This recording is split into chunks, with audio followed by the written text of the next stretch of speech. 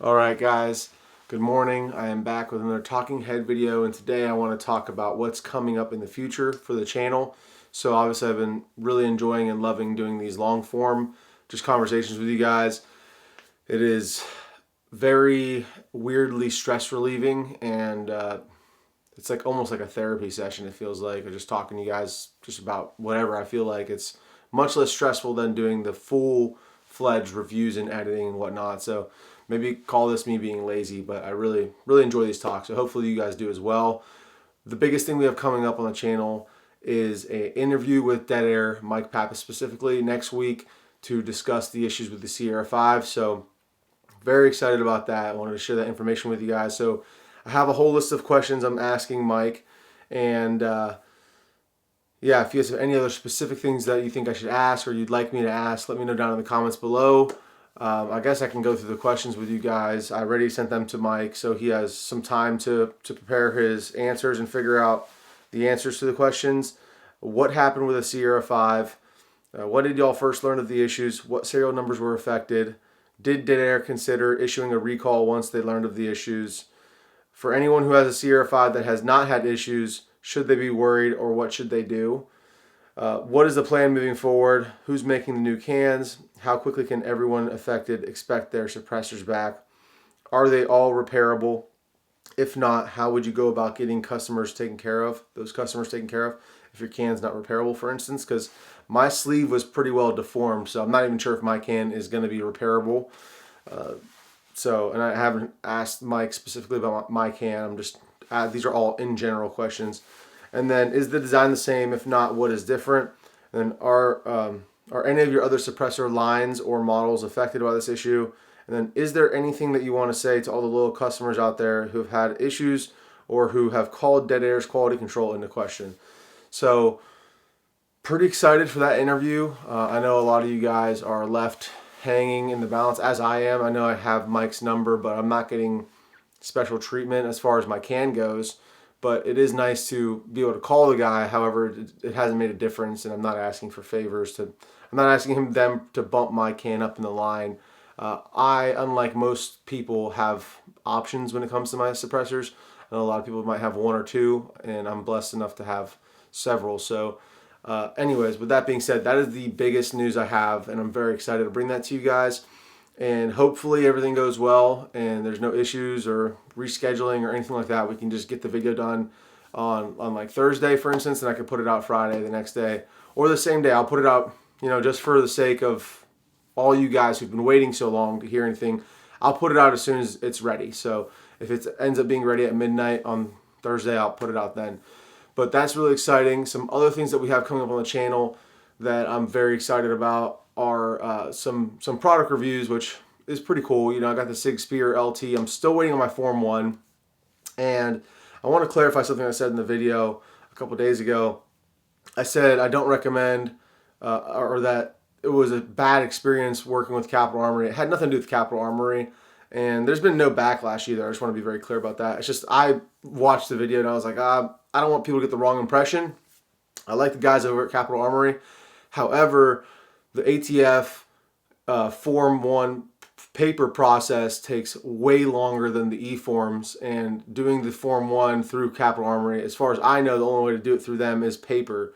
And I know that other companies have a way to do it e-file, and as well as I've just met people who know how to just e-file, like using e-forms. And I'm just one of those guys, like I'm kind of weird. I was just weird about it. I don't want to like file it wrong somehow and wait 9 months and then have it denied. So I wanted to go through a shop that knew what they were doing. So I used Capital Armory. But all I was saying was if I had to do it again, I would go through another shop or have a buddy or somebody help me to do the e-forms, because now I've been waiting, going on like 5 months now for my Form 1 for the Spear LT. So, and relevance is important in this space, like if this taboo space of gun reviewers on YouTube. So if you guys like these videos, please like, comment, and subscribe. But it is very important that when the gun is like hot hot in the algorithm and it's being searched a lot and it's been released, to put those videos out as far as how they perform. And yeah, it's just taking forever, and I've had to like move so much stuff around my calendar to get it to fit. So I still haven't had my Form 1 approved. and it's going on 5 months now. So thanks ATF, NFA, BS. So that's coming up. I have, there's a couple other little projects like that as far as products go, but the other most exciting thing besides the DeadAir interview that I'm going to be have coming up on the channel is I'm making a big push towards doing a lot more training, and doing a lot more training with trained individuals, like with good companies, not just training my own. I've been doing training my own for a long time. I had one of you guys comment like, oh yeah, RangeDayBro, for all this talk about not focusing on gear and having the latest and greatest, you sure seem to be focusing on gear and having the latest and greatest and not training. What I don't like to do is show every single minute. So when I started this channel, I turned one of my favorite hobbies and one of my big like stress relievers in going to the range, and that's like my meditation. I turned that into a job. And so a lot of the time when I actually just want to train, I'm not actually filming it. I know that's kind of crappy because I talk so much about training and I want to promote that. But when I want to truly go and train and focus on my skills and whatnot, I don't want to be worried about the camera angle, what's the ISO at, or, I don't want to be worried about any of the camera stuff that I usually have to deal with when I'm filming reviews. So I just like to go and just kind of, be in my own space and shoot and have a good time. So, because I don't get to do that as much anymore. So it was a funny comment, but also like, I was like, you guys don't see a lot of the training that I do, but I'm very excited to go to a course with Orion Training Group in March coming up. It's a 3-day CQB course that includes force on force. So I signed up for that recently. I'm really excited. I really am huge fans of those guys at Orion Training Group. Not that they need my help. They've blown up quite a bit recently since they had Grand Thumb on, and that's what really put them on the map for me. And ever since then, I've been messaging the guy on Instagram. Super cool dude, very helpful. Anytime I ask him a question, he's like very quick to respond. So that goes a long way for me. And so I'm really excited. Signed up for that course, and I'm actively looking for other courses in my area, in the Austin, Central Texas kind of area. I mean, if I had to go to Dallas or Houston, I can do that too. But I'm looking for some other courses.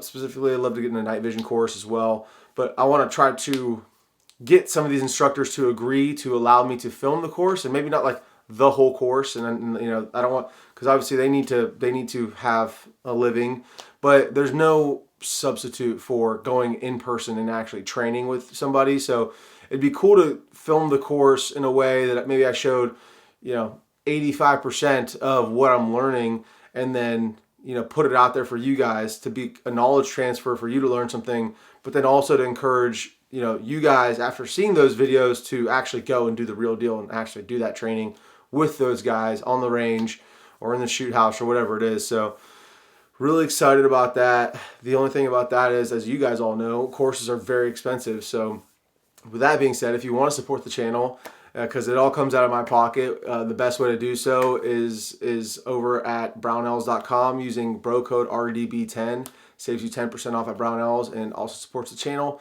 And then another way to support the channel is RangeDayBro.com. We have the new merch.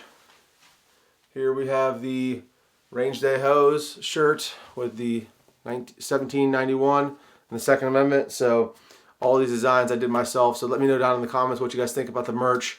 If you guys want to pick them up, this is a hoodie right here. So there's all kinds of different stuff over there. If you want to see any kind of merch that you don't see, let me know down in the comments for that as well. But that's pretty much going to sum it up, guys. I would love to do more training videos for you guys than like, hey, check out this cool nifty product, because I used to do reviews on like every little thing, like a scope mount and a light, and I just kind of got really old really quickly, because although it's important and I know I watch videos before I buy a light and things like that, I'd rather talk about my whole setup and why I chose this light for this setup, as I'm talking about a setup, for instance. But yeah, that was just seemed very pointless to be doing those types of videos, and I just didn't enjoy them as much as I used to. So as the channel evolves, I'm always looking to you guys to see what you guys think, what you're enjoying, what you're not. So if you guys have any suggestions for me, please let me know. Also, you can follow me on Instagram at RangeDayBro as well. That's the best way to really DM me, like to message me directly. So a lot of you guys have already just to reached out and said hi, and it means a lot to me, guys. I really appreciate all the love. Love you guys. I hope you had a great weekend, and Talk to you soon.